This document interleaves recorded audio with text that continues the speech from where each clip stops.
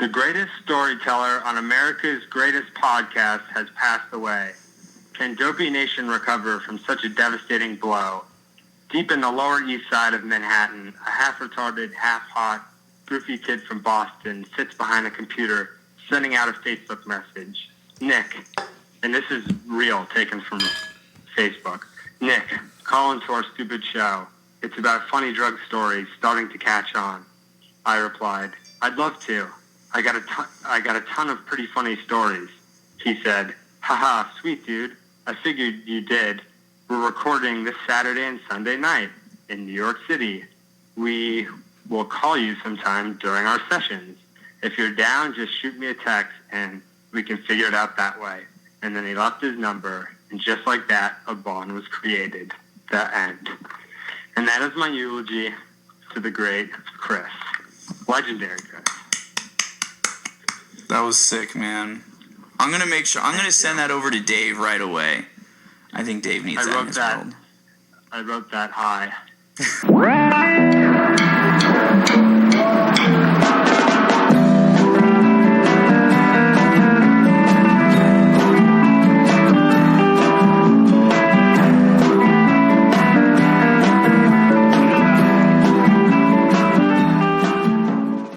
Hello and welcome to Dopey, the podcast about drugs, addiction, and dumb shit. And I'm Dave, and today is an exciting evening in the world of Dopey because my very old and very dear friend, Aurora, is coming on the show. And I didn't even wait to call her for the show. She's on the line right now. Say hello. Hi. You say hello to them. You already said hello to me. Hi, Dopey Nation. So what's going on? Aurora says she's got a lot to talk about. I just want to introduce her. I met Aurora in 1993, right? Or 94? 94. 94 and a half, maybe, in a photo class. And me and Aurora hit it off immediately. And we were tight for a long time, and then we lost touch, and then we became close again years ago already. And Aurora gave me my first cocaine.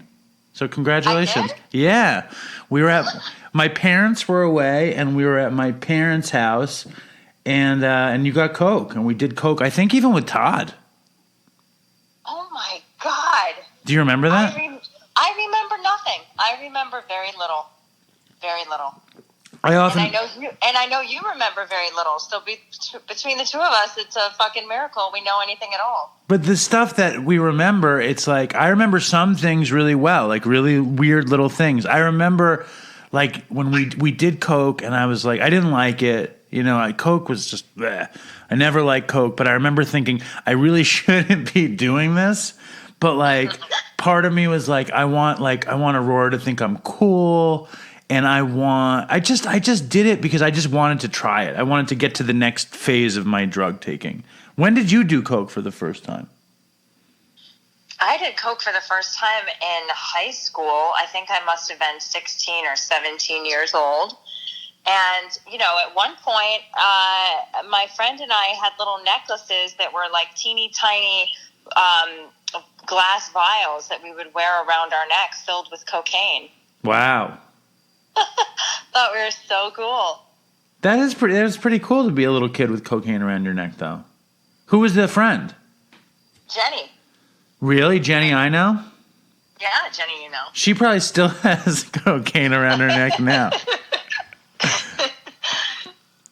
So what's going on? It sounds like you have a lot to talk about, so like lay it on us. I mean, this is a new style episode of Dopey.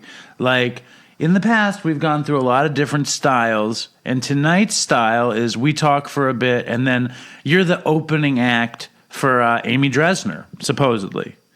And I just moved to Los Angeles in January from New York, and the first month I was here, I went to this big Thursday night meeting that someone had recommended in Beverly Hills, and Amy happened to be the speaker, and, you know, she blew the top of my head off. She was so funny, and she was, the solution that she had was so strong, and just her recovery was good. She was so relatable.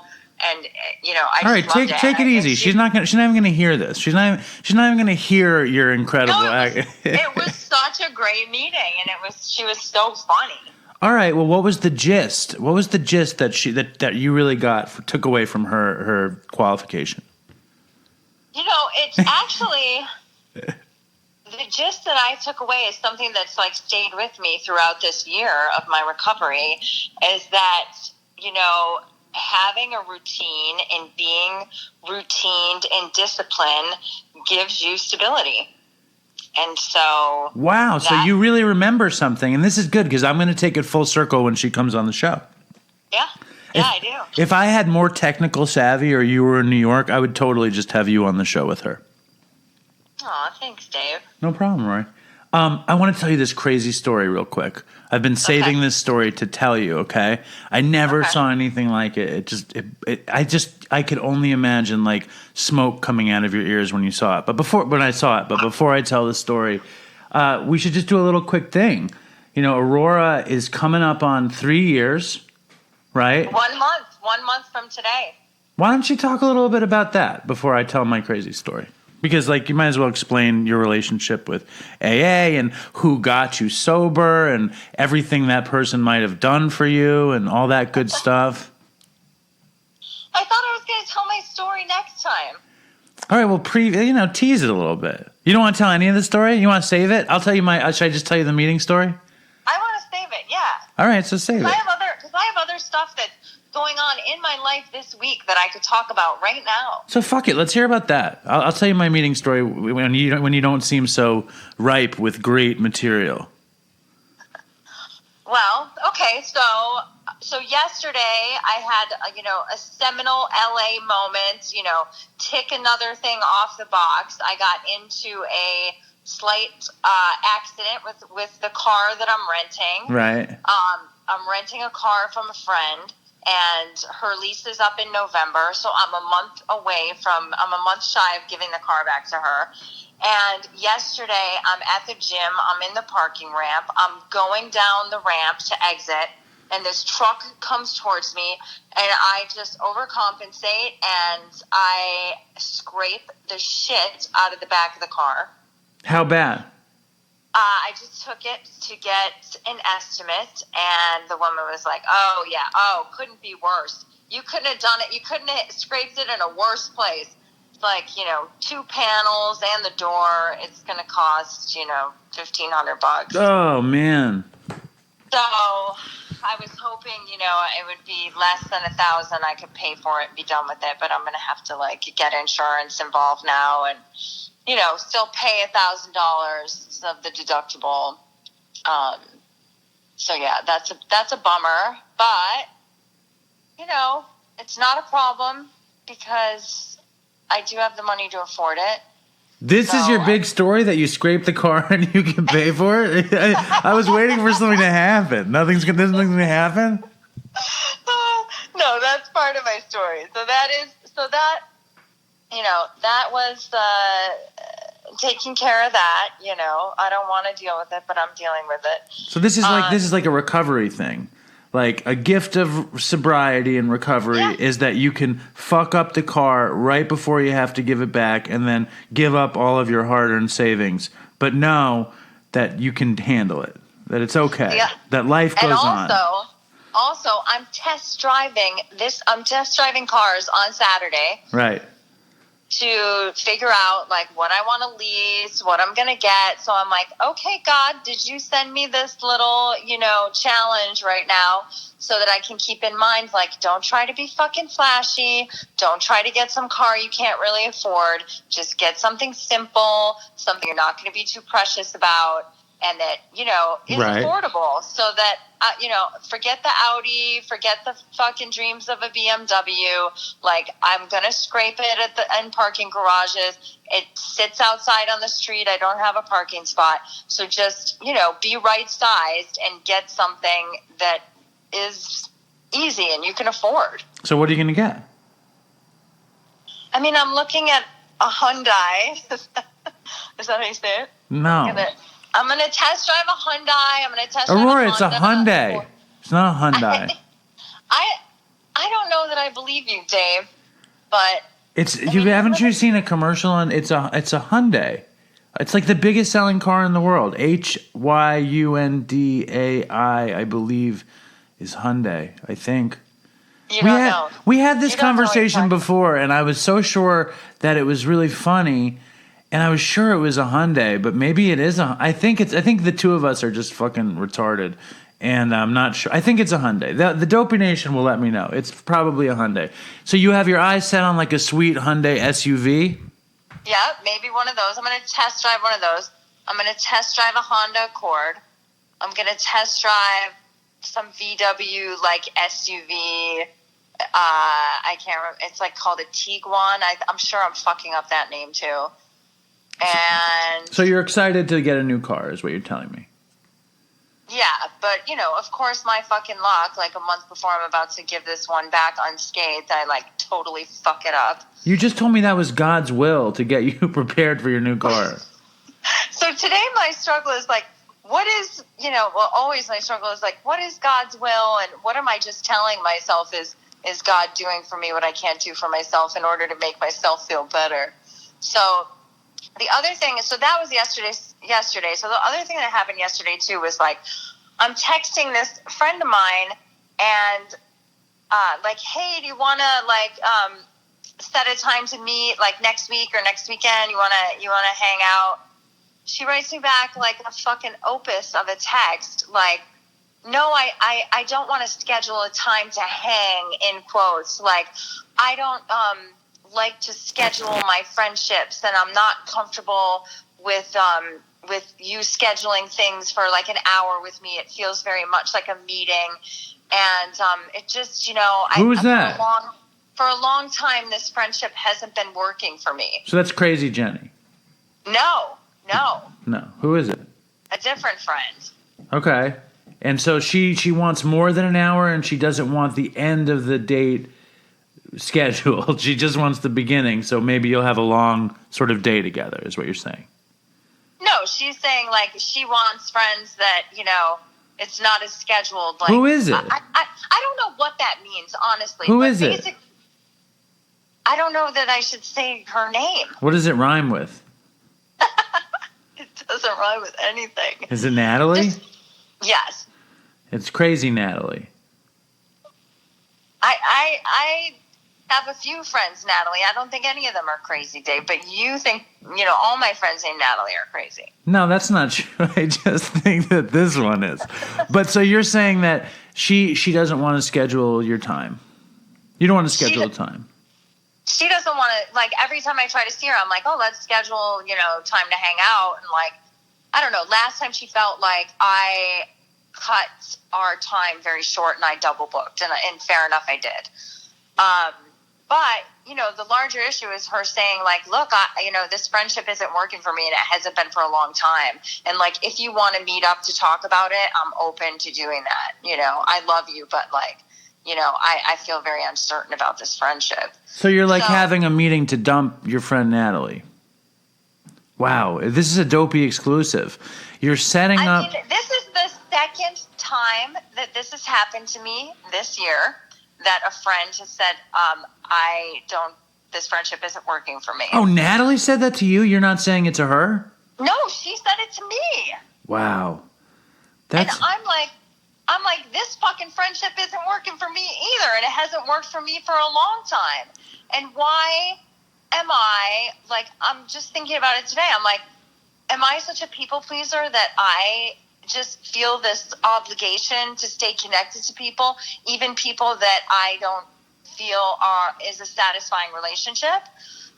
What is it about me that, like, I am constantly, like, feeling obligated to stay connected with certain people that I don't feel that connected to? I think it's good. It's good to keep up friendships, though. I mean, that's the thing is, like, I love her, and I've known her for over 10 years, and I don't want to, like, not have a relationship at all, or I want to have, I have the feeling of peace about the kind of relationship that we have. So, I replied back to her, like, thank you for letting me know how you feel. I'm totally open to meeting with you and discussing this. And I haven't heard back, which is fine. But This is terrible. So it's another end of the friendship arrangement meeting? Yeah. I don't know, but I'm like, what are you doing to these people? Do you think you're scaring them with all this talk about God's will? Do you think that's freaking them out? I don't talk to her about God's will. I barely talk to her. But I felt very like guilty, like I need to stay in touch because she introduced me to my boyfriend, the guy I'm dating right now. So I feel like, I owe her.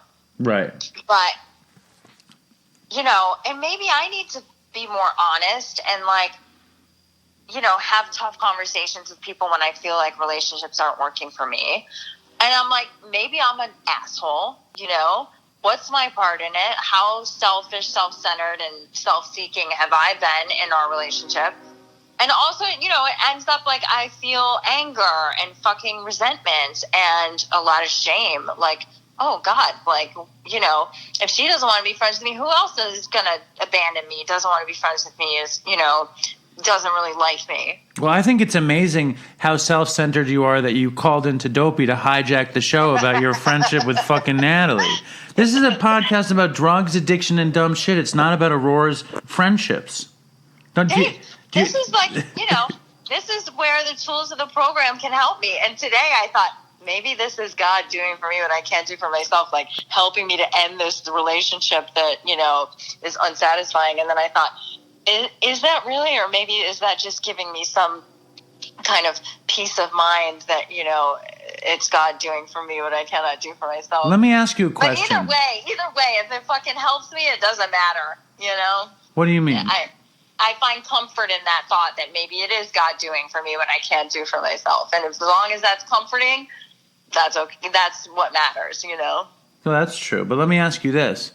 Before you stumbled into, 12-step fellowship stuff, did you consider God's will? Never. So isn't it weird? You don't find it weird to like be talking about God's will all the time? Not with other people that are in recovery. With the people that are not, yes, very weird. What about in general? Like I never. I mean, like personally, like I understand it and I respect it. Like, but I've never. I mean, maybe I'm not like that good at recovery and stuff, but I don't really consider God's will. I just don't. You're definitely not. I know. I just don't consider it. Now I'm going to tell you. I'm going to shift. I mean, I don't think before I would consider it, but now it is something that pops into my mind as like a tool. Like it does give me, when I'm in emotional disturbance, like about this thing, about Natalie, and feeling angry, resentful, shame, all of these feelings. And when I think, maybe like, hey, it was really big of her to say like she's willing to talk to me, willingness, openness. Like maybe this is, a sign from God that, I need to be more honest in my relationships, that, relationships that don't feel equal and reciprocal. Like I need to take a look at that and get into action about it instead of like, just going through the fucking motions. Well, the truth is I've always like, Natalie seems like a fine person, but she always seemed a little bit unhinged to me. So I don't think, you know what I mean? I think maybe it is God's will. Now, I need to tell you this story because we're going to get off the phone, but I need to tell you the story before we get off the phone because I think you'd really get a kick out of it. And the Dopey Nation too. You see, I don't think you've been talking to the Dopey Nation enough. I think you've just been like venting to me, which I love. You've always been. Me and Aurora get into conversations, and I need to tell her something, but she does this. She filibusters with her own life constantly, right, Aurora? I don't agree with that. You don't? I don't agree. Well, actually, no. Yeah, actually, I do. You know you do that. But anyway, so check this out, okay? I've been going, and Dopey Nation, those who go to meetings, I would love to hear your input about this. Fucking, I go to this, I started going to this meeting in Suffolk County on Long Island. It's a beach meeting, okay? It's called Beach Bums, right? And it's mostly, older people. Like, I'm one of the youngest people there. And they meet at 8 a.m. on the beach. You with me so far? I'm with you. And it's very, very beautiful. Okay, It's very beautiful. Like the sun is just over the fucking bay. And even if it's raining, it's beautiful. Like this time I get out there and they're all sitting in the sand. Usually they're sitting in a wooden gazebo, okay?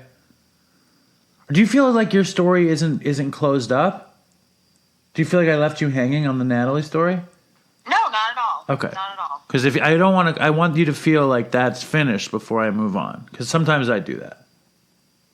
No, I feel good about it. I'm excited to hear what happens, and I'll let the Dopey Nation know. Okay? And I'll get back. Go on. Okay. So I walk up to the beach, and it's fucking beautiful. And the sun is like, hanging in the sky, and there's clouds moving in front of it, and it's like the bright light is flashing, strobing in the fog of the clouds. And I'm like, holy shit, what a beautiful morning it is to be at a meeting. And I sit down, and the woman is doing the opening reading, and she reads the preamble, and then the chair of the meeting starts to, I don't know, describe the format of the meeting, and this dude interrupts, okay? And he says, wait, Tara, I have to go to a group, but I really need to share before I go. And so we're like, all right, and you don't see that. Do you ever see that happen? Aurora? No. So it's very like, what do you call that? It's not normal for that to happen. And I'm like, what the fuck is, you're kind of like, what the fuck is going on? You know what I mean? Like when you break format in a meeting. Do you know what I mean? Like people don't do that. So I'm like kind of anxious to see what this guy's going to do. And he's probably in his early 60s. He's a very heavy guy, mustache, kind of classic Long Island guy. And he goes, so, I'm getting to the end of my outpatient program, and I decided I was going to go golfing. And I haven't been golfing in a long time.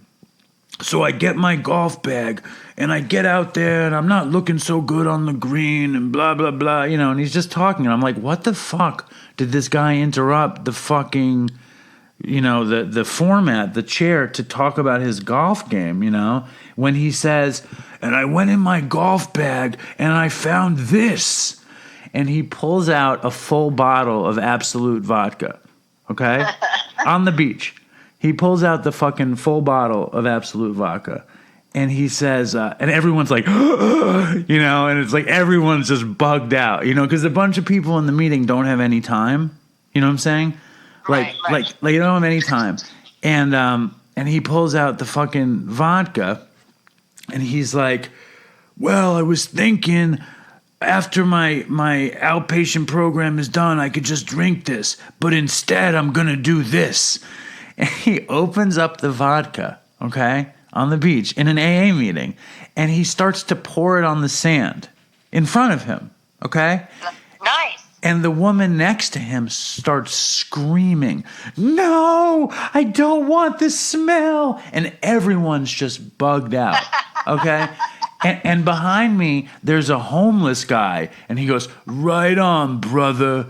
That's the way to do it, and then somebody else is like, pour it in the sand. And there's like a million bees, and they're like, maybe the bees are going to go to the vodka. So he gets up and he pours the vodka out behind him, okay? And it stinks. It stinks of vodka, okay? It's lucky, and people are fucking triggered. Everyone's losing their minds. Like, you know what I mean? They're like, oh my God, And then he's like, all right, I gotta go. And he gets up and he leaves for his outpatient program. This is a true story. Do you think do you think I'm creative enough to make this story up? I love it. That sounds like a great fucking meeting. It's insane, right? It doesn't sound that weird. No, I mean, it sounds like your usual fucking crack-a-lacka bullshit, And then there's a dude at the meeting who calls himself Smiling Joe. Nice. Because he always has a smile for everybody. I like Joe. And he goes, now that was a classic newcomer. He goes, self-centered, not thinking about how his actions are going to affect the group. Classic new alcoholic in recovery. Good stuff, And it was like... Exactly. Yeah, he totally framed it perfectly. But what do you think? That's a classic story, right? Yeah, I love it. I know. That's a great meeting. And the meeting was good. Make that your home group. Well, I can go there like once or twice a week, but I do love to go there. It's fucking awesome. But they only meet from March to November because it's on the beach. It's outside.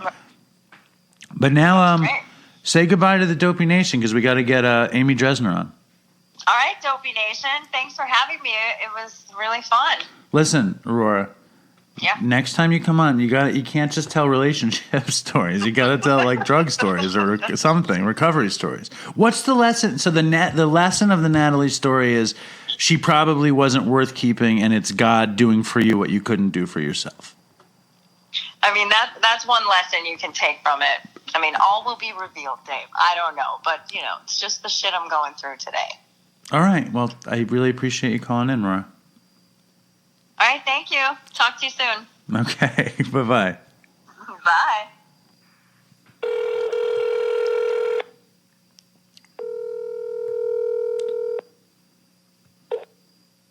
Hey. Amy Dresner, how are you? I'm good. How are you? I'm good. I didn't tell the audience what I put you through last night. Why don't you tell the audience? Do you want to tell them? Tell them, because I want to hear you say I'm it. used to abuse. It's fine. Okay. Dave kept pushing it later and later and later, and then we did 20 minutes of a really good interview, and he fucked up the sound, and then realized we had to do it over. So we started over again, and then he fucked up the sound again, and then I just said, bro, why don't we just, you seem tired, let's just reschedule for tomorrow. And he was like, okay, I'm really sorry. Please don't be mad. And I was like, dude, I'm not mad at all. Don't ever call me again. No, I'm kidding. I was like, and here we are. So that yes, it was, but it's so stupid. Like, I worked so late yesterday and I came home. Yeah, you were tired.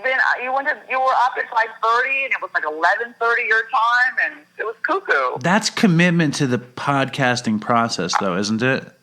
Yeah, I was very impressed by that, actually. Yeah. You were impressed by my podcasting ineptitude? Because if you want to know the truth... your commitment to it, that you were like, oh, even though I'm fucking exhausted, and I've been up for fucking, 14 hours, I'm still going to fucking whatever, The truth is, though, I love Dopey, and I love making the show, and I was so excited to have you come on, and we had made a date, and, in recovery, you do what you say you're going to do, right? Isn't that the whole fucking deal? Right, of course, absolutely. You keep your commitments, absolutely. There's, nothing else. Sometimes... Hey, you keep your fucking word. It doesn't matter how you feel. You fucking do it. Exactly, but you want to know... That's the big difference. You know what I fucked up with it? Is I didn't plug in the microphone. I plugged the microphone into the board, but I didn't plug the board into the computer. And I recorded 20 minutes with my dad before you got on. You told me that. Oh. And they weren't great. The Dopey Nation loves my dad, and I love my dad too, but I don't, it wasn't the best 20 minutes, and I know he's very disappointed because he loves to come on the show. So, Dopey Nation, just know that my dad will come on eventually. I know my dad would love you, Amy. He would get such a kick out of you. I'd actually done another podcast with someone, and they kept fucking up the sound. We literally redid it 3 or 4 times, and I was a totally good sport about it. And it's I'm thrilled and fucking honored to be on. So it's just shit happens. I don't get tweaked out about stuff like that anymore. It's whatever. Okay, cool. We'll redo it.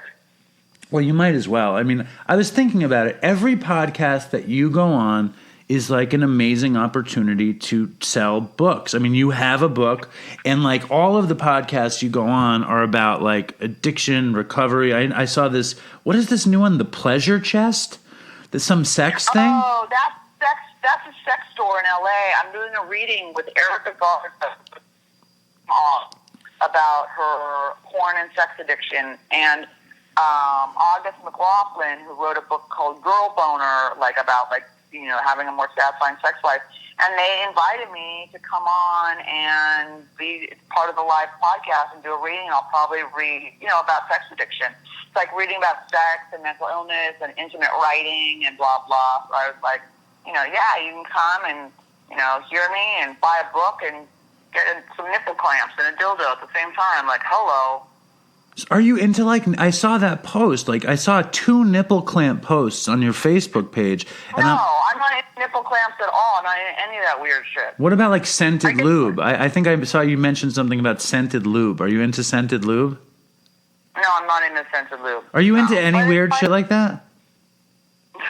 Is that where we're going? I'm just curious. I mean, you're doing the pleasure chest. It's all this sex stuff. I'm just curious. It's so fucked. It's like, I mean, I've done it all. Have I been fucking hogtied and all kinds of weird shit? Yes, I've done all that shit. I've been, had a ball gag. I've done it all. Honestly, have you done the nipple clamps, or you didn't do the nipple clamps? No, I didn't do nipple clamps. I just thought that sounded funny, and I was like, and people are into that. I don't know, so I just wrote it. One time, no, I think it is funny, but there's a funny story too. I'm into normal fucking sex, like that's hot between 2 people with like a lot of coconut oil, and that's it. All right, and that's it. Well, I think that's that. I think me too. I'm with you on that. I like that stuff too. Weird. I'm not. It's like I ruin my shit with toys. Like if you're a girl and you like use those shoulder massagers, like basically no guy can ever compare to that. And then you're like, no one can ever get you off. So I had to like go 2 years without like that shoulder massager. I was like addicted to that thing. And then are you actually talking about a shoulder massager, or is that like a euphemism for a vibrator? Yeah, no, a lot of girls use it. A lot of girls use it for a vibrator. Yeah, it's very common. Okay. One time years ago, I was walking down the street and I ran into my my podcasting partner Chris with his girlfriend, and they had and Chris just died, as I'm sure everybody knows. And they had just come out of this sex store, Babeland. And ironically, they had bought nipple clamps. Okay? Wow. And, for him or her? He never, I think for both of them. Okay? And I think it was for both of them. And then and I never would shut up about it. And then, and finally, when he used them, and when I was like, dude, how was it? He was like, I found it very constraining. That's hilarious. I know. Constraining. It's so yeah, funny. I don't like pain with my sex. I like, a little, like slap me on the ass a little bit, pull my hair, and that's kind of the extent of it. You know what I mean? I guess I'm kind of vanilla that way. I'm not really into I'm not like into being tied up. That's just, it doesn't do anything for me. No, me neither. I'd rather a guy hold me down. If you can hold me down with your body weight, that to me is hotter than being able to do like a sailor knot. Right. It's funny, who gets turned on by your ability to tie knots. Yeah, right. I think that's funny. I remember whenever anybody wanted more than just a little bit of a beating, it was scary. If they wanted wow, yeah, it's that's some trauma there for sure. There's something going on. So I had, before you called in, my friend Aurora was on the show for a few minutes, for a little while, and the first thing that she just moved to Los Angeles this year, and she said she went to a meeting in Beverly Hills, and you spoke, and it blew the brains out of her head, and your message is still with her, and I like to fuck with Aurora. Really? Because in usually Beverly Hills? Where was I? Don't speak in Beverly Hills that often. Was this when she recovers that I spoke at? No, it wasn't the convention. It was when she just got Beverly there. Hills. Maybe. Really? When was it? It was, I don't know, probably last winter or late fall. Oh, okay. And I said, well, what was the gist of Amy's message? That because I was trying to test her because I figured she was just bullshitting because she knew you were on the show. But she said it was about discipline and stick-to-itiveness. Yeah. Oh my God, she's fucking right. Yeah. Wow. So Aurora wasn't lying. No. I have a whole bit about stability and discipline, and it's in the book, and it's basically that two things. One is, I've been waiting my whole life to feel like I wanted to do something. I suffer from a lot of depression. And my dad had said to me, years ago, discipline creates stability. Stability doesn't create discipline. And I was like, I don't know what the fuck you're talking about. And I finally got it. if you're waiting to feel like you want to get sober, or you're waiting to feel like you're going to exercise or to write a book or whatever, you wait forever. You take the fucking action, and that changes the way that you feel. It's like, and that's very 12-step. It's contrary action. And it's like, but then you go even further, which is like, you don't have to be a good person. You just have to act like one. And if you keep doing something over and over and over again, that becomes your new default neural pathway, and that's you. That action is your character. You are that person now. You don't have to think about it. It's your natural way of being. Right. To fake it, you are that. So that's what I was talking about. Right. That's one of the things I talk about. Because that's what really shifted in this sobriety for me. Now, you were in and out of sobriety a lot, right? Could you lay that out? Lay that out, like your ins and outs. Oh, my God. I got a year when I was 24 from Crystal. I started drinking. I was in a blackout for like 3 weeks. I was like, okay, no. Then I stayed dry on my own for like 6 or 7 years. No program. You can do it, but I was really unhappy and I didn't change at all. Like, I didn't grow. My life was super small. And then I drank and I tried to kill myself. And then I was making out with some loser at the Standard. He blew pot smoke in my mouth. And then I was high for the first time in 7 years. And I was like, oh, I can smoke pot because I hate pot. And I haven't done shit in 7 years. So you had 7 years of sobriety in that moment. Dry. Yeah. You weren't like working a program. You weren't. No. I did not like AA in the beginning at all. And it's like I still have some issues with it. It's more I have issues with the fellowship, and I have issues with people who are fundamentalist and weird about it. It's like, so I've written pieces about like how I don't believe in anonymity and stuff like that. Like, I piss off some people. What do you mean you don't believe in anonymity? I think it's actually outdated and But you believe in it. You just don't like it. You don't think people should practice anonymity. Yeah, I'm not anonymous, and there was a celebrity who would not blur my book because I broke the 11th tradition. And I was like, okay. I think that was in the 30s, and it's fucking 2018, and we have celebrity rehab, and we have intervention, and when you say you're in recovery, people assume that you're in a 12-step program, and it's in fucking a zillion movies and TV shows where people are in meetings, and South Park did it, and it's like, it's out. And I think that if you have to do that, I think that we need to break the stigma of recovery to break the stigma of addiction. And so I'm proud to be in recovery. It's the hardest thing I ever fucking did. And I think that a lot of people think it's some creepy Christian cult.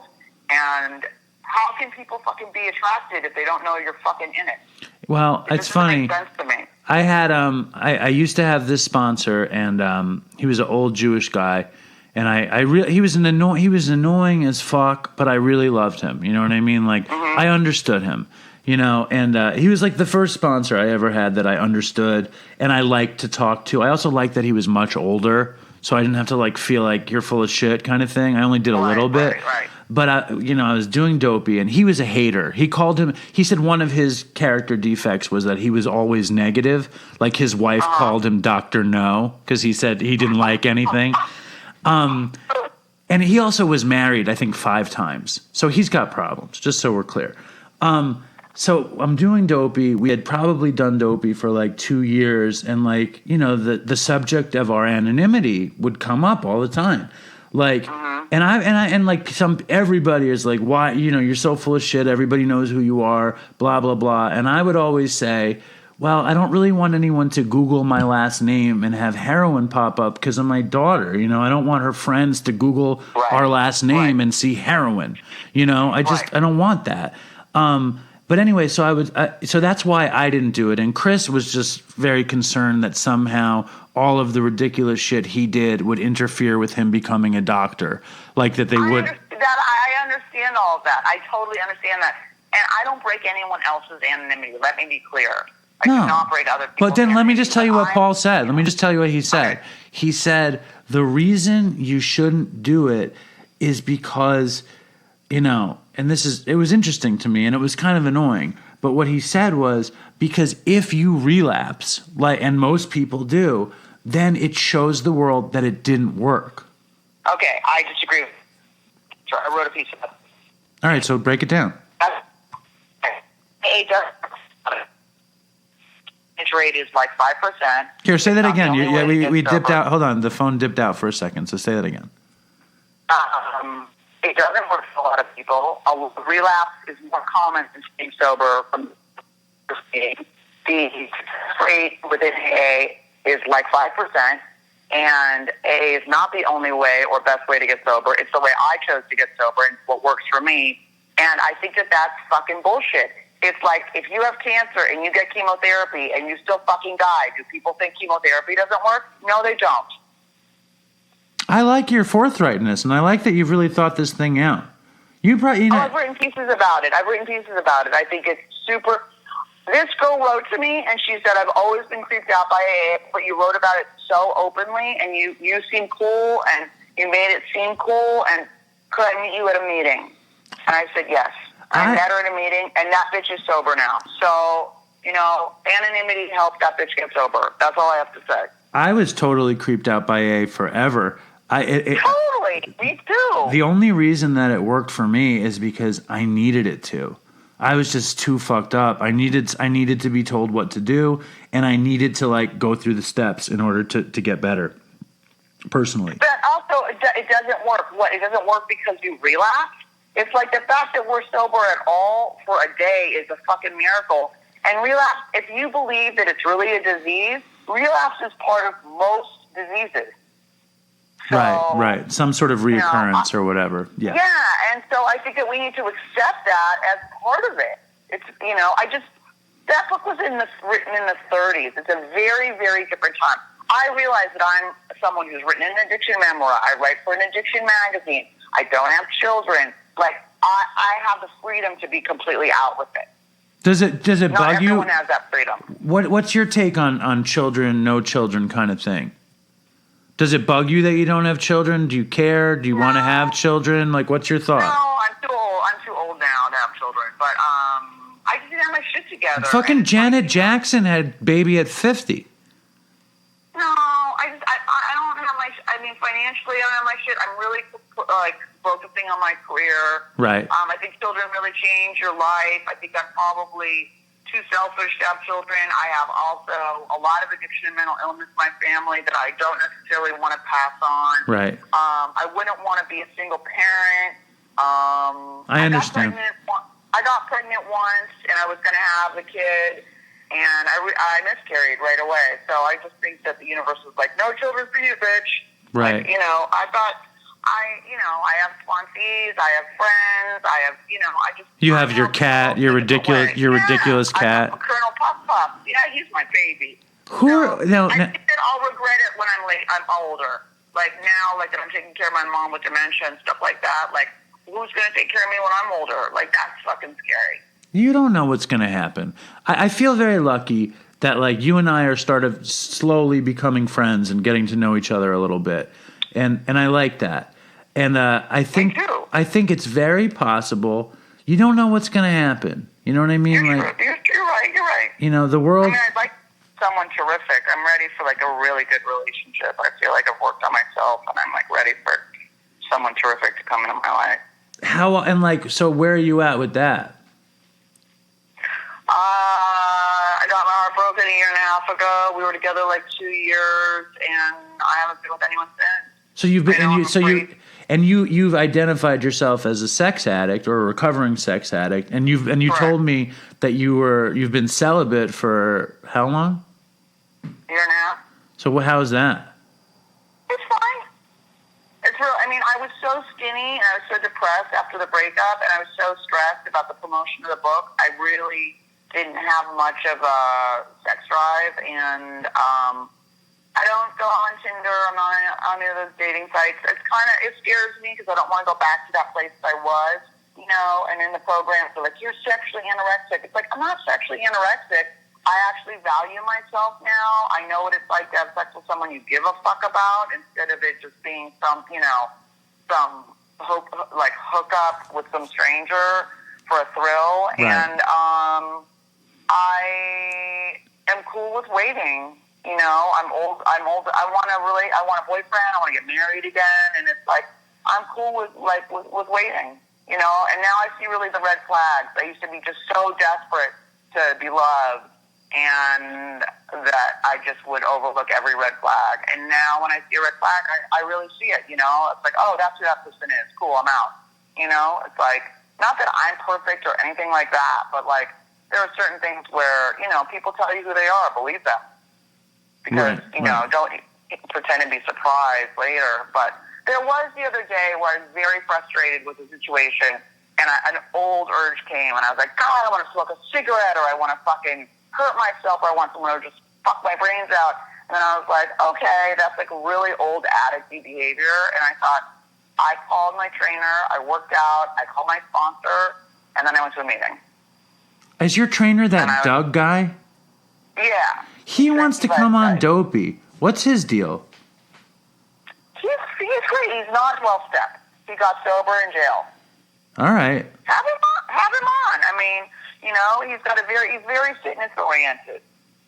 He's very fitness. I thought he lived here. I thought he lived in Massachusetts or something. He lives in Maryland. So why is he out there? He's not. He's in Maryland, and we Skype. Wow, you'd Skype train. Yeah, it works great. That's amazing. He's like my little brother. All right, that's cool. Now, what I really want to do before we move on is, like, I feel like I've deprived the Dopey Nation, like, a good, solid Dopey story, like Aurora's story. You want one of my fucking gnarly stories? I want the seizure on the plane with the non-book story, and then we have a Dopey exclusive, right? Okay, all right.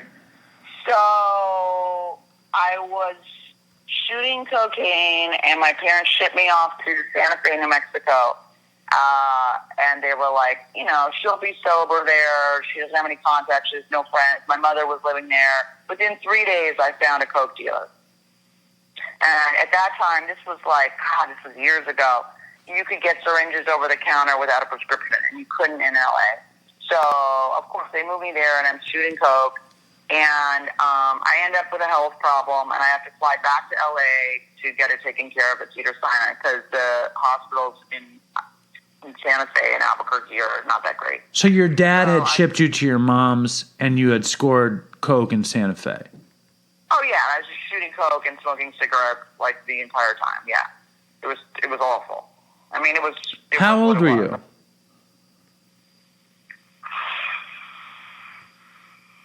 37. Okay. I just want to have a picture in my head. You're 37. You're getting to be like, you've probably been in and out of this shit a million times, and here you are. Yeah. Okay. So you have some sort. What's the medical problem, or you don't want to say? That's kind of. Okay. Sort of. I'll let it go. Gross and embarrassing. So Okay. I'll let that go. Thank you. Yes. So I flew to LA, and I had to, I stayed up all night doing coke in a hotel, and then I had my dealer meet me at the hospital before I had this outpatient procedure. And he met me, and he dropped off a bunch of cocaine in front of Cedars-Sinai. Wow. And then I did snorted rails of coke in the cancer bathroom at Cedars-Sinai. And I remember feeling like the biggest piece of shit because it was like, hey, if you're having chemotherapy, flush twice, and people are fighting for their lives, and I'm killing myself with drugs. And I was like, but it didn't stop me, of course. And Amy, you weren't getting chemotherapy, right? No. So why were you in the cancer bathroom? That was just where they were doing the procedure, was in that wing. Right. So you got all this coke, and you start fucking snorting coke in. Yeah. And I remember very clearly, if you've had chemotherapy, sign above the toilet. If you're having chemotherapy, flush the toilet twice. And I just thought, God, I'm going to hell. I'm doing fucking blow in a fucking cancer bathroom. You know what I mean? Like, does it get gnarlier than, wow. Yeah. And after the procedure, I flew back, and I don't know. I think I put the bag of Coke like in my underwear, like maybe a little bit up in my pussy. I can't really remember. And I got on the flight, and I went to use the bathroom, and I got down. I closed the toilet on the flight, on the plane. And, you know, the high altitude makes drugs and alcohol hit you much, much more. Right. And I didn't really know that. So I laid out some lines on the top of the toilet in the airplane bathroom, and the next thing I know, I'm on the floor, and I've bitten my tongue, and I've had a seizure. And I come to, and I'm like, what the fuck? And my tongue is bleeding, and I'm like, whoa. And I thought, fuck, I just had a fucking seizure. Because at this point, I have epilepsy from crystal meth. And I've had epilepsy for like 10 years now. But that doesn't stop me from fucking doing coke or shooting cocaine. As you know, I shot cocaine in a bike helmet. When I would shoot cocaine and I would fucking have a seizure, instead of going, oh, I shouldn't shoot cocaine with epilepsy. You'd put on the helmet. Wearing a bike helmet so I didn't crack my fucking head open. And I was like, it's a high-impact sport. Like, we'll wear protective gear. I get it. Like, which is just the insanity of addictions. Like, how do I get what I want and minimize the consequences? Well, hold on. When you came to on the plane in the bathroom. Yeah. So nobody knew. You like No. only you knew. No. Oh yeah. See that's what I had a seizure on a plane before takeoff. I was going on a business trip, and I was just in the aisle, and I had a seizure in the chair, and I wake up, and they're wheeling me off the plane. And I'm and I'm like, why are you? I said, I just fell asleep. What are you doing? And they were like, you're very disoriented. Yeah. And I had seizures all the time, and I didn't have epilepsy. I had seizures, and I did a bunch of crystal when I lived in Los Angeles, but I had a million seizures because of benzos. Because whenever I would stop taking benzos, you're coming off benzos, you'll totally seize coming off that. A million times. And I feel like you got kind of lucky that nobody saw you seizing. Oh yeah, but believe me, that was one time. You know how many times I've woken up, been outside a fucking diner, and fucking face planted and had a seizure, broke a tooth, some asshole put a spoon in my mouth because they didn't want me to bite my tongue, and there's blood all over the sidewalk, and I come to with paramedics all over me. Right. And they reported to the DMV. I've lost my license twice. How many seizures do you think you've had? Like infinite seizures? 15. Wow. Grandmas. That's a lot. And I remember in your book, you talk about and I don't know if it's seizure related or you had a trauma to your head, right? Oh yeah, that was when I was in the psych ward. So that was after I went. Well, I had a seizure and they shot me full of Ativan, and I was like, holy fuck! Like intravenous Ativan, amazing. Yeah, I really like Ativan. I was like, oh my fucking god! And I went on an Ativan run after that. Right. And I was in a blackout for like 2 weeks, like in meetings, like in AA meetings, like kicking over chairs, being like, I'm a princess, motherfuckers! And I don't even remember any of it. Right. And I even tried to like get people like gross dudes from AA to come and fuck me, and I was so crazy and out of it and high that no one would.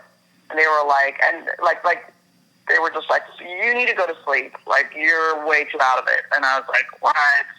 So, my dad was like, I kept calling my dad saying I wanted to die, and I was high the whole time. This is all in a blackout, like 2 weeks.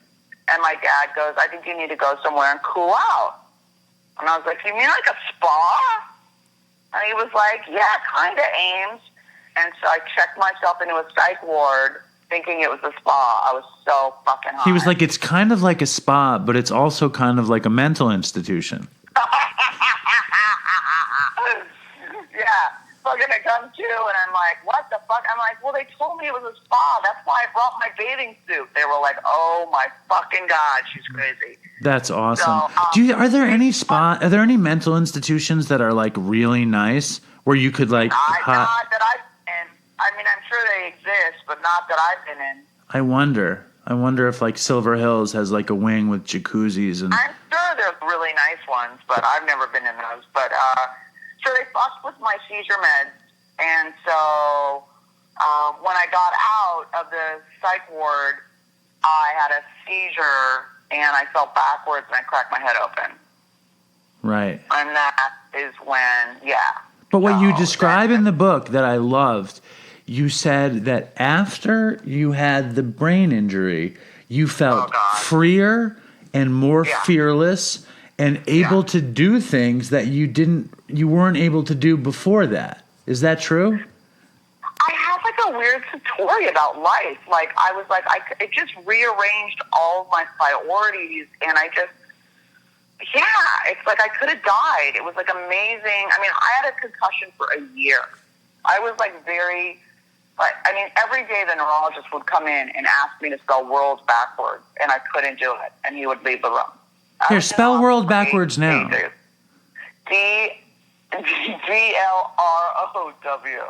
DLROW. World. DLROW, right. It's such a weird word to spell backwards, though. It's hard. I mean, it's hard anyway, or but it was like I literally just would talk in loops. I'd repeat myself constantly. I couldn't remember anything. I had stitches in my head. It was bad. And I was like really weird for like a year. Like I'd be in meetings and people would be on and I'd be like laughing my ass off. Like the cueing was off. Or people would tell something funny and I'd be crying. And then I punched that lesbian that I had a crush on because she didn't like me. Right. And you think that was even though I'm straight. Right. Well, everyone likes to be liked. Everyone likes to be liked. Yeah, it made me very violent and weird. And so, anyway, after I had the seizure on the plane, I walked back to my seat and I said to the guy, how long was I in the bathroom? And he said about 7 minutes. Wow. And I said, okay. And I didn't tell him anything, but you have no sense of time, and so that was... I did not get clean. But I love the fact that even though I derailed you as good as I can, you got to the end of the seizure in the bathroom on the plane story. That's recovery right there. I mean, like, that's it. That's just being a writer. That's just being a fucking writer. Fucking be like, I'm going to end just being belligerent about storytelling. I'm going to finish this fucking story. No, but that's commitment right there. That's it, right? I mean, that's amazing. Like, I'm very impressed with that. That's something that me and Chris would never do. We would, like, tangent everywhere, and we would never get to the end of the story, ever. That was probably the weakest link of Dopey, is that we never finished the story. That's funny. Because you just totally, like, you were like, shut the fuck up, Dave.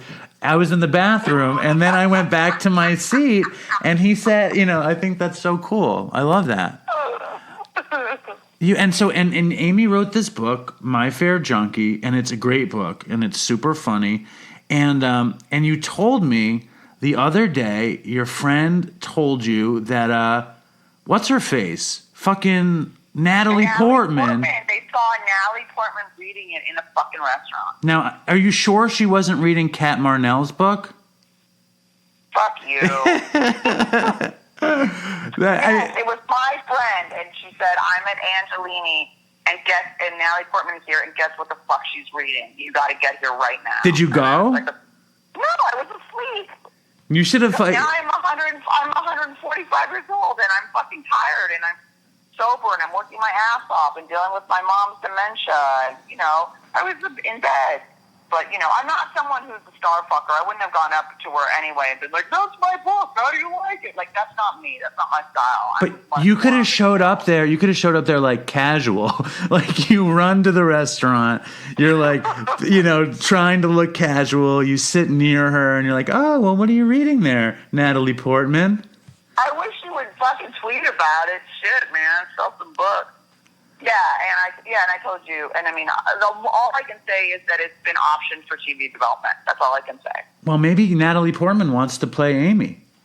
Maybe. I mean, if we can ugly her up a little bit. She's Jewish, right? Yeah, but she's like fucking, like, drop dead beautiful. Like, Jesus Christ. Like, it's like she'll have to smoke like 100 cigarettes. My voice is lower now that I've stopped vaping and smoking that it ever was. I'm like, what the fuck? When did you No, your voice sounds great. Your voice doesn't sound very low. I think your voice sounded lower. People think I'm a man on the phone. Seriously. Everyone thinks my dad is a woman on the phone. He's got a very high voice, and like. I gotta meet your dad. Oh my god, we have so much in common already. Yeah, my dad would love you, and he's listening now. His name is Alan. You should say hi. Hi, Alan. He's gonna be like, oh, that Amy Dresner. She's so funny. She's really wonderful. That's what he'll say. Oh, what a wonderful guest she was. So sweet. So you got your book is being optioned into a television show. That's super exciting. You told me another story that I think you should tell on Dopey. That story when you were shooting or whatever and you saw the crystal in the street. The fucking crystal meth, the bag of crystal meth. Oh, I wasn't shooting anything. I was just walking. Oh, I meant shooting. In my mind, you were shooting the show, not shooting drugs, by the way. Sorry. Oh, no, we haven't started shooting the show yet. So you were, whatever. You were walking down the street. So, I went to go get coffee. It was the day after, it was like the weekend, it was like the next couple days after Pride, and I live in West Hollywood, which is like gay boy central, right? Mm-hmm. So Pride is like very big there. And I'm walking to get coffee, and I always look down at my feet. I'm not very confident, and I don't know what it is. I'm just always looking downward. That's kind of my thing. I'm trying to change that, but, and I saw a huge bag of like really good crystal meth, like glass, like clear, like really good shit. And it was like not just a quarter; it was like a half gram or something like that. You know what I mean? It was like big. It was a big piece. I fucking freaked out, and I hadn't seen crystal in years, and that was my drug of choice until it gave me epilepsy, and then I was like, okay, bye. And I couldn't stay away from it. Like, I walked up the street, and I was like, just go get your coffee. Like, you're 5.5 years sober. Like, you're not going to do it. Like, shut the fuck up. And then I was, like, magnetized back to it again.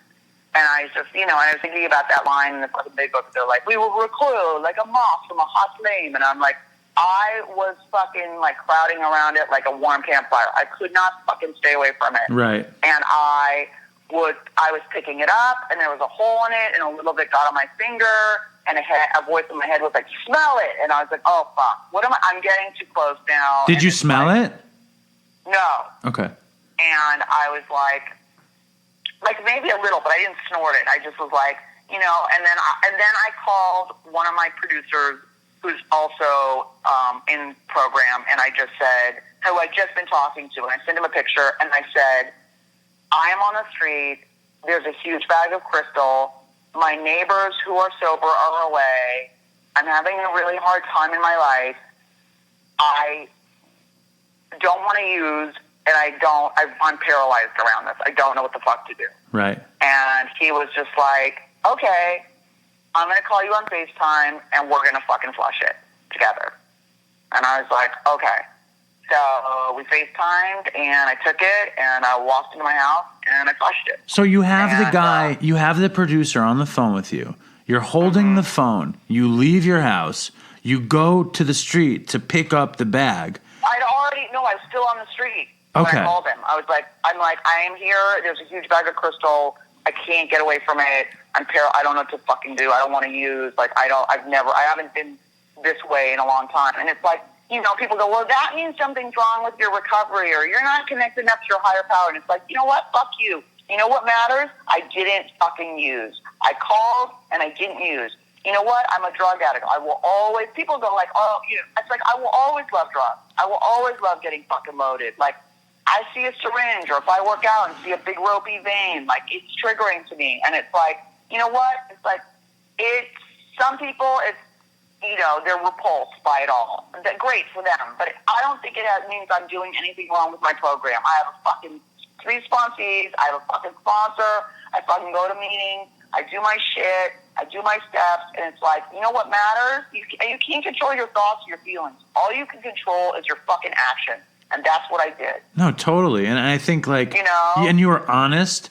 And you, I mean, the question that I have, I think the scariest, and when I go over it in my head, okay, the scariest part is when you actually bring it into the house. Like, I think that's when I would get scared, because it would be like, it was, you know what I mean? Like, you have it in your house. My sponsor yelled at me. He was like, why would you fucking put it in your pocket and bring it in your house? Like, what if you'd had a seizure and then the police fucking find you and you have a fucking bag of fucking dope on you? Right. And you're going to say, oh, I just saw it on the street and I was going to go flush it? Like, never, ever, ever.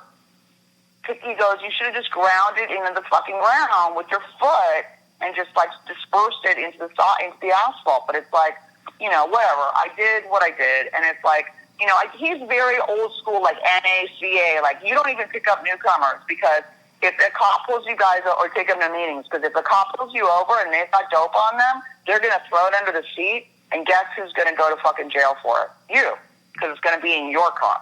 No, I hear you. I'm with your sponsor. So, I'm terrified of all that kind of stuff. Yeah, I mean, that never even occurs to me. I used to drive, you know, newly sober people to meetings all the time, and I was like, okay, you know. And he's like, if they could get to a dealer, they can get to a meeting. Like, we don't coddle people. And I was like, okay. That's awesome. And how much, you have 5.5 years? You have almost 6 years now, or you have 6 years now? No, I have 6 years in January. So that's so cool. And how do you feel? Yeah. I feel great. I mean, my life's amazing. It's like, you know, it's not perfect, but it's like, I mean, magical shit's happening. Like, my career is, like, I mean, I'm so fucking thrilled that I wrote a book that helps people. I get messages every day, and people are like, thank you for fucking being real. Thank you for fucking making me laugh about shit I was ashamed of. Thank you for giving me some fucking hope that I can get it still. You know what I mean? And I think that's what we need. That's why it's important to be out, because we want people to fucking keep coming back. You know what I mean? And keep trying, whatever way they get sober. Not, oh, you didn't do it right, you're ashamed, you're doing something wrong. Fuck all that. Right. That's like all that old timer shit. It's scared. It's killed so many newcomers who relapse. Like, you know I know someone who has long-term sobriety. It took him 6 years to get 30 days. 6 fucking years. Right. No, it took me like 14 years, 15 years to get 3 years. You know what I mean? Like, yeah, and I've had 3 years a couple times. And it's just like, so, you know, I mean. When you wrote the book, though, let me ask you this. When you wrote the book, because like when me and Chris started to do Dopey, we didn't do it to help people. We did it to have fun. And we did it because we wanted to. And then the fact that it helped people was just like mind-blowing. You know what I mean? Like, we didn't expect it to help people. And then it was like our good time was like an inspiration to these people. And then it was like, now it's like, holy shit. And I really admire the fact that you wrote a book, and I really want to write a book. And I want you to teach me how to have discipline to write a book one day. Maybe you can coach me. Maybe you can. Well, I'll tell you, when you get a fucking book deal, you know, you don't write the whole book and then sell it. You write a couple chapters, and you write a proposal, which is an outline and your platform and testimonials and why you're writing the book, and that's how they sell it. And then you basically, if you get a deal, you've got 6 months to a year to write the book. And then, so, I mean, money is a big motivator, as well as the fact that I was like, okay, they're giving this ex-drug addict all this money, like, I need to fucking be on time. And so, I mean, my father's incredibly disciplined. I'm disciplined with, writing a book is a very different animal than writing, like, an article for the Fix, which is like 1,800 words, like, that I can write in an hour and, like, with a bow on it. I mean, a book is a whole different thing. And then it goes through legal vetting, and it goes through an editor, and it goes through a copywriter, and da-da-da-da. It's like a whole fucking process. You know, it took like a year or two before it actually came out. But how much of it, when you were fleshing it out, was about helping people, or how much of it was like you needed to get it out? You were a writer, like. Oh God, no. I wasn't about needing to get it out, because some of that stuff was really, really painful and embarrassing to write. Like, especially the sex stuff, I didn't want to write about that stuff. Right. Well, yeah. I mean, that stuff is it's like that's where you really feel like you're getting a look at something that maybe you're not supposed to see, which is why it's so powerful. You know. Right. Yeah. That was the stuff I was like, I don't want to write about this. And I felt like, and, you know, depressed. And also looking back on a lot of my youth, you know, I didn't have the denial I had at the time. I had a lot of clarity, and it was more painful because I had no excuses. I really got to see myself and my youth for what it was and how I was hurting people, and it was hard to write. So what I did, the sex stuff, I was like, oh God, I don't want to write that. Like that black dildo scene, I was like, I don't want to write this scene. I want to write this scene. And Jerry Stahl, who is a friend and a mentor, and I just did a reading with him, and he's fucking the raddest dude ever and so talented, and really wrote like the first modern addiction memoir, 95, Permanent Midnight. He has a quote, if you have the nerve to live what you lived, you should have the nerve to write it. And I was like, okay. So I set out to write the most honest fucking book I could, no matter how shitty it made me look. That's what I set out to do. Well, you did it. Mazel tov on that. Thank you. Now the question is, did you come through? Did you tell Jerry Stahl about Dopey? He's really hard. Why you want Jerry? I haven't talked to him. Oh, that's right. I have to ask him. You didn't do it. You had the reading and you didn't ask him about Dopey. I was so terrified at that reading. Are you kidding me? The whole day I was dealing with someone defrauding my mom's bank account. Oh my God. I barely fucking got through the reading myself. So the answer is no to that question. No, but I will text him and ask him. Listen, relax. My biggest problem with the movie of Permanent Midnight, not the book, is that Alf wasn't Alf. Wasn't that just the worst? Well, movies always, that's what's scary about, having a TV deal. It's it'll be fictionalized, but it's is it going to fucking blow? You know what I mean? But we're talking about, he was but they couldn't. They probably couldn't for fucking legal reasons. They should remake it with Alf and with the real voice of Alf, and it would be I loved the movie and I loved the book, but if Alf, you didn't watch bad TV like I did, right? You never watched Alf. No. Yeah. You should tell Jerry how much I loved Alf. He probably will totally lose it. He doesn't have any respect for me, but if he thinks that I admire him for Alf, he'll have less. He's just weird about doing, he's weird. It was, really hard to get him to do that reading. He's just shy, He's just shy, and he doesn't like to do publicity. He's not on social media, and you know what I mean? He's just kind of like an introvert, man. But it's I doubt he'll do it. I'll ask him, but it's he's got nothing to promote right now either, Eventually he'll do it. In terms of books. He was doing that reading with me, that was just to support me. So I was like, God, everyone must be so sick of my shit. Because I just had a reading at the 12-step store, and I just had fucking, done that thing, and she recovers. And I just thought, I need a sideshow of someone else. To fucking shake their titties and fucking work the pole, because everyone's sick of my ass. And, he read from, Baby Mutant Ninja, whatever the fuck it's called, and read from all these different books, and he was just so brilliant. I was so intimidated to read after, because his style's so different than mine.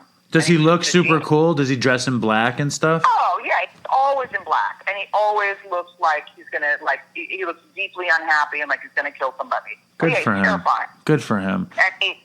But I'm reading, and he's I see him laughing and smiling. I make him laugh, and it's oh my God, thank God. That is so cool. I love that. Yeah. And I love that you came on again. This was a tour de force appearance, by the way. Thank you. Can you now? Is there? You've been on every podcast, right? Not every. You've been on a lot of podcasts now, and be honest with me. Could there possibly have been a podcasting experience as good as this one?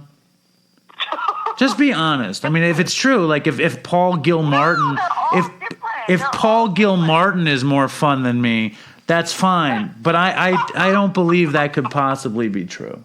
Oh God, Paul was if you don't fucking really fucking dig deep and fucking talk about the hard shit, I won't run it. I was I fucking let it rip on that podcast. I was I really got into some uncomfortable shit on that podcast. But it's you know what? That's what this is about. That's what fucking people connect to. Right. You know what I mean? It's what's there to be ashamed of? That's the thing. When the book came out, which is really almost hey, like, here's a funny 4-step that I published. It's like the most fucking gnarly shit I've ever done in my life. That's fun and made funny and like in a book form for everyone. And it's like, I thought there was a moment right before it came out, and I just thought, oh my God, what have I done? No one's ever gonna fucking date me again. Like, everyone's gonna know everything. And the response I got from readers was so loving, and they were like, "You're my fucking hero, and you're so brave." And I helped them so much. And then I also just felt bulletproof. It's like, what else is there? There's nothing, like, there's freedom in owning your shit. Right. You don't have any shame. What's someone going to say? Like, I heard you tried to stab your ex, or I heard you shot coke in your neck, or I heard you fucking, put a dildo up your ass for some fucking weirdo on Tinder. Like, okay, I wrote about it. Now what? Right. Right. And behind all of that is feelings. Like, you can't tell me you've never felt self-hatred or self-destruction or done something sexually that you didn't want to do because you were afraid to not be cool, or the person was going to get mad, or you felt like you were too far in it to turn back, or everyone identifies with those feelings, or wanting to feel wanted, or you know what I mean? Like, it's all about the feelings, and everyone identifies with those. Are universal. No, definitely. Before you get off the phone, I feel badly that we didn't do this before. Aaron, your friend Aaron in North Carolina, has this event coming up. Why don't you plug Aaron's Enlightened Recovery event that you're going to? Yeah, I can't believe you're not coming. Ugh. How can I go? I'm too poor. I gotta wait. You don't want. Nobody cares. Nobody cares if I'm not there. You know what? That's not true. Amy, will you do me a favor? Here, this is another like big thing. Supposedly there's some fucking award for me and for Chris. Why don't you accept the award on our behalf? Really? Yeah, would you do that? Yeah, that would be great. Of course. You'll do it? Yeah, of course I will. But I want you to prepare like a lot of talking about us. You got to do a little bit of research. You got to listen to at least one episode before you do it. Okay? Hello? Are you still there? Yeah.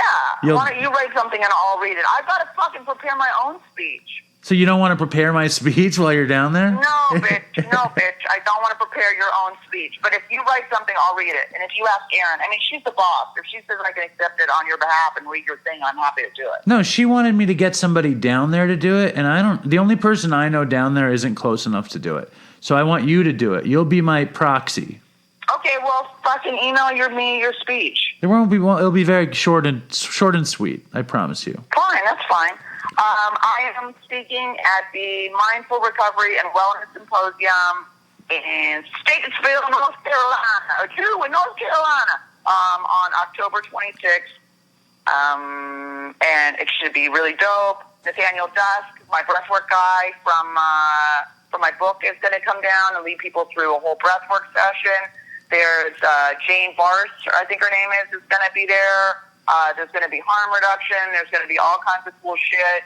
And I'm going to fly down and do that. And also, I'm doing a reading in Boston on October 12th at Timothy Gager's last Dire Literary Series with a bunch of people. So. Wow. Are you going to make it up to New York?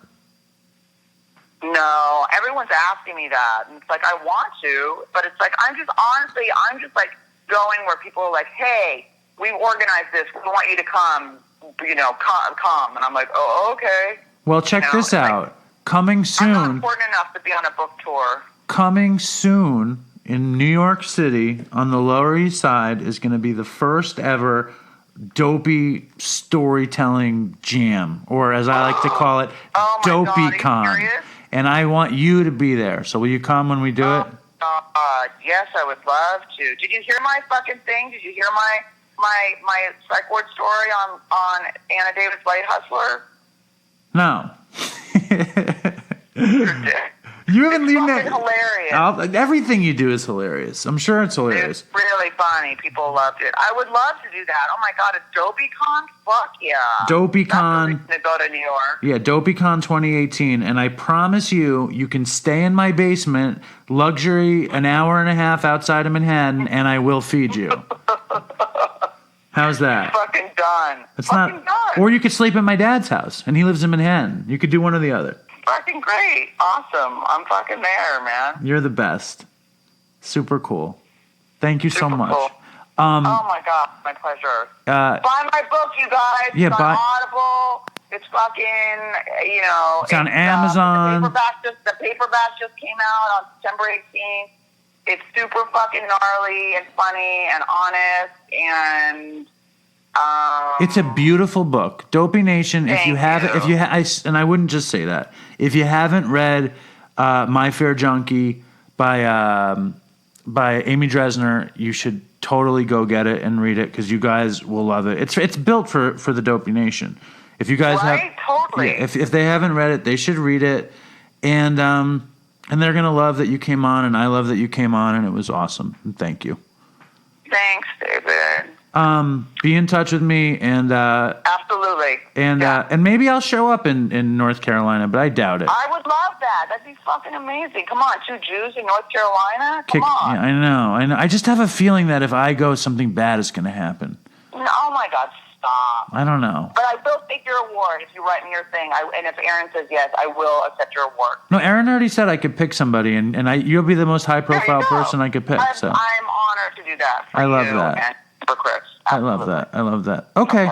Send my best to all the big-time recovery folks that you rub elbows with, okay? Shut up. I don't do any of that shit. Say hello to Jerry Stahl for me. Tell him that I really admire his work and blah, blah, blah. Blah, blah, blah. All right. Okay. Thanks, all right. Amy. Okay. Take care. All right. Okay. Later. Bye.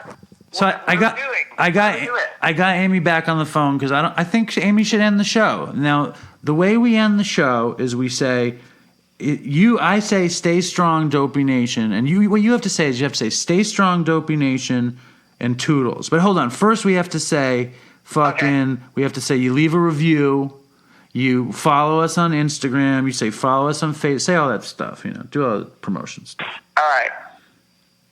You're not doing it. You have to tell them to follow us on Instagram. You want to do it now? Yeah, we're doing it. This is it.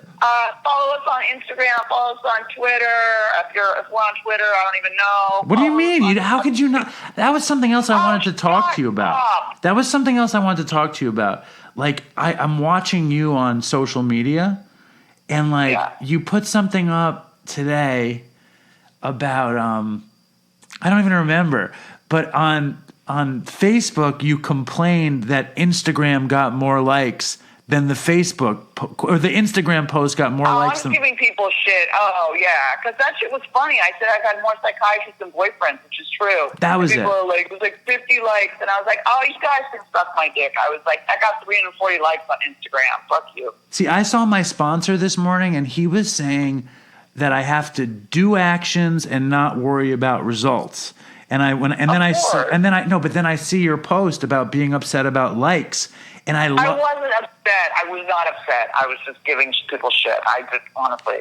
I lose my shit. I'm crazy about social media. I take it down if I don't get enough likes. But I used to do that. If people didn't like it, I would take it down. But I would take it down within a couple minutes. And people are like, give it a chance, Amy. And now I don't care. I really don't care. That's classic neurotic Jewish addict shit, right? Of course. Well, yeah. Well, I mean, we can't change our fucking genes, shit. So, all right. So you say follow us on everything, leave a review on iTunes, and then you have to say the thing. You know the thing? Right. Okay. Follow us on everything: Instagram, Twitter, Facebook. Leave a review on iTunes. Stay strong, Dopey Nation. Toodles. Very good. Very good. Thank you. Okay. All right. I'll talk to you soon. Later. Okay. Bye. That was the great Amy Dresner. Before I go, just know that I love you guys. I love that you listen. I love that you care. I love that the Dopey's meaningful to you. It's meaningful to me. So if you guys are worried about the Vice feud, if you care about it, there will be more on Vice coming soon. I just needed to lay low with it for a bit. But there should be more on Vice next week. The jury's out on what's going to happen with Vice and Dopey. But as they say in recovery, more will be revealed. Just want to say to everybody out there who's listening, who is struggling with drugs, with addiction, getting help is possible. It happened for me. It happened for Amy Dresner. It happened for Aurora. It happened for millions of people. All of us did it through 12-step, which isn't to say that you guys have to. But if you're on the fence or if you are struggling, you should fucking give it a shot, because you could die really easily. And I never thought that was fucking possible. That, drug addiction kills people. We know that. But I never thought it was possible that it was going to happen. And I think about Chris every day, and I think about Todd every day. And it's and they didn't have to die, but they did. And the same goes for you guys. So talk to somebody, reach out for help. I don't want to preach, but I'd rather preach and have some of you live than not preach at all. And I'm on Bob Forrest's Don't Die podcast. So to echo Bob, just don't die. Try to do the next right thing. Try to take care of yourselves. Stay strong. And toodles for Chris. And we love you and we miss you. And, hope you're listening on a cloud someplace. Later. I want to take a walk around the world. I wonder would it do me any good? Until I get some money in my pocket, then I guess I'll just have to walk around my neighborhood. But I want to be good so bad. Want to be so good, so bad, so bad. I want to be good so bad. Bad desire's all I ever had. And I want to take a ride up in the sky. Watch as aeroplanes just pass me by. And I want to see a Lear jetliner take a dive, just to show all of these people what it means to be alive. But I want to be good so bad. Want to be so good, so bad, so bad. I want to be good so bad. Bad desire's all I ever had. And my shadow's getting smaller and smaller. And it's time to know where I stand. Shadow's getting smaller and smaller. And it's time to know where I stand. And I wonder would they pay it any mind when I leave this busted city far behind. I'll take the high road, however far it winds, because peace and love are very, very, very hard to find. And I want to be good so bad. Want to be good so bad, so bad. I want to be good so bad. Bad desire's all I ever had. Damn it, all these suckers make me mad. And it's all I ever had. And it's all I ever had. And these suckers make me mad, and I want to call my dad. And it's all I ever had. And it's all I ever had. And it's all I ever had. And it's all I ever had. And these suckers make me mad, and it's all I ever had. And I want to call my dad. And it's all I ever had. And it's all I ever had. And it's all I ever had.